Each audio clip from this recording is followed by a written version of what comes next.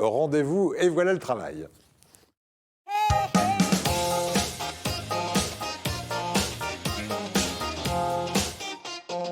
Et nous allons évoquer ce matin donc, le métier de préparateur en pharmacie avec Fabienne Bouvier, directrice du CFA Pharmacie de Marseille, mais aussi d'Aix-en-Provence. Bienvenue à vous. Merci, et de Sisteron, si je peux me permettre. Et de Sisteron aussi, comme ça on couvre une bonne partie de la région PACA. Et puis on commence, comme chaque jour, par découvrir ce métier de préparateur ou préparatrice en pharmacie en images. Regardez, on se retrouve juste après.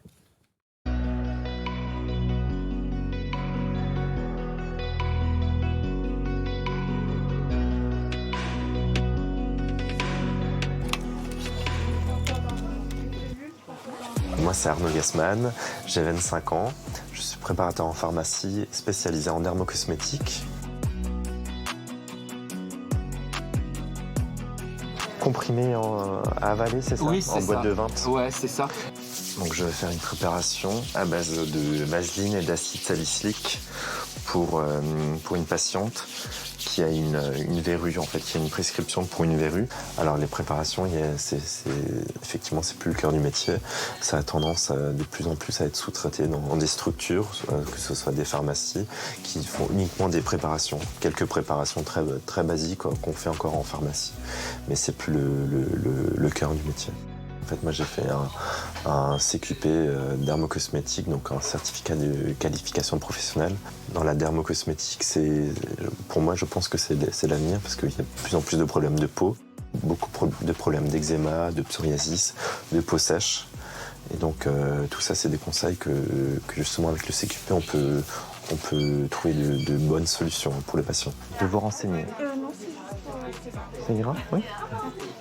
En pharmacie et surtout en préparateur en pharmacie, il y a plus de femmes que d'hommes. C'est un petit plus. On a gardé la 4e. C'était l'ordonnance d'exception. Ouais. On a gardé la 4 et nous, je lui ai rendu le reste. Okay. Selon moi, être préparateur en pharmacie, c'est déjà être un professionnel de santé dans un premier temps. C'est tout simplement un métier de relations humaines. Pour moi, oui, c'est ça le top du top, c'est d'être utile au patient, c'est de lui délivrer les médicaments dont il a besoin, de se sentir utile. Voilà, préparateur ou préparatrice en pharmacie. Alors, on va parler de ce métier, mais d'autres métiers aussi dans le domaine de la pharmacie avec vous, Fabienne Bouvier. Je rappelle que vous êtes directrice du CFA Pharmacie de Marseille, d'Aix-en-Provence et de Sisteron. Ça fait 300 élèves au total, vous me disiez? Oui, ouais. Approximatif 300. Les principales activités de ce métier en particulier? Oui, alors j'en vois déjà deux principales. Ouais. C'est déjà gérer le stock de la pharmacie, mais aussi de délivrer les médicaments, les conseils sous le contrôle effectif du pharmacien. Mais il y a aussi les préparations, comme on l'a vu dans le reportage. Il peut également, s'il travaille avec une maison de retraite, faire la PDA, les doses à administrer aux patients. Et puis, il a aussi d'autres activités, telles que maintenant, faire les prélèvements nasopharyngés pour le Covid. Oui, par exemple. C'est un métier en évolution. En évolution, et quand on travaille dans une pharmacie, les qualités sont forcément d'être très rigoureux. Il faut anticiper, parce que le stock de médicaments, ça peut être aussi critique quand on cherche un médicament et qu'on ne l'a plus sous la main. Exactement. Donc, la principale qualité, c'est la rigueur, éviter les erreurs, bien évidemment, puisque ça peut être aussi fatal pour le patient. Il faut, dans un premier temps, qu'il détecte sur l'ordonnance les anomalies majeures. Ça peut être des dépassements de dose, ça peut être des interactions médicamenteuses. Et il doit délivrer le bon médicament au bon patient, au bon dosage et en bonne quantité. Donc, c'est aussi un bon relationnel qu'il doit avoir avec son patient. Il doit avoir le sens du service, l'accueil, très important pour rassurer, mais aussi l'écoute, l'empathie.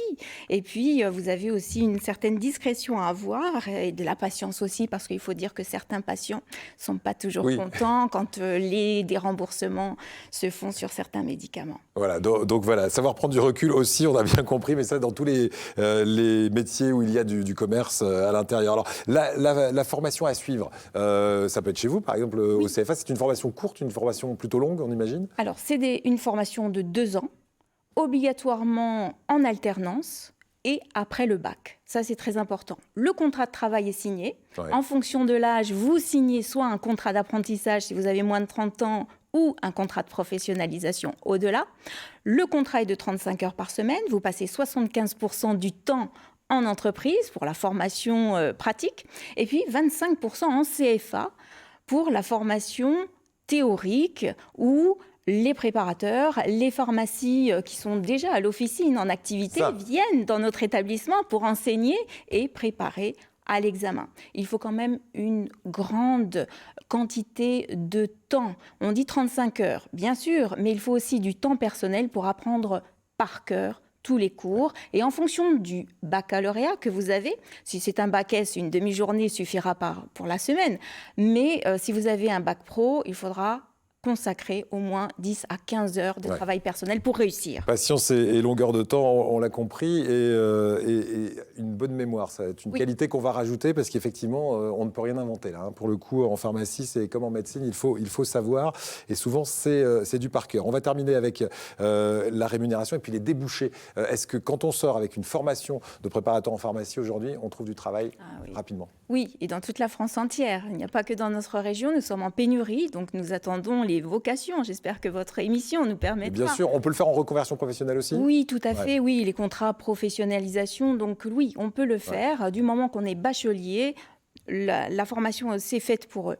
Donc il faut, j'ai perdu... La rémunération, pour terminer, on a plus de 10 secondes. Je suis en train de le dire, 200, donc avec un coefficient de 140, vous débutez avec 1 662 €.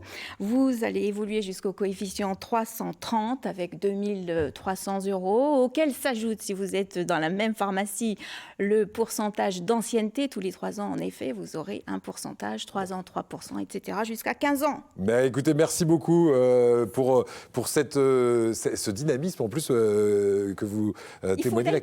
Voilà, on sent que vous aimez ce que vous faites, donc n'hésitez pas si vous êtes intéressé par ce type de métier. Fabienne vous accueille bien volontiers, directrice, on le rappelle, du CFA Pharmacie de Marseille, d'Aix-en-Provence et de Sisteron. Merci beaucoup à vous, Fabienne Bouvier. Et voici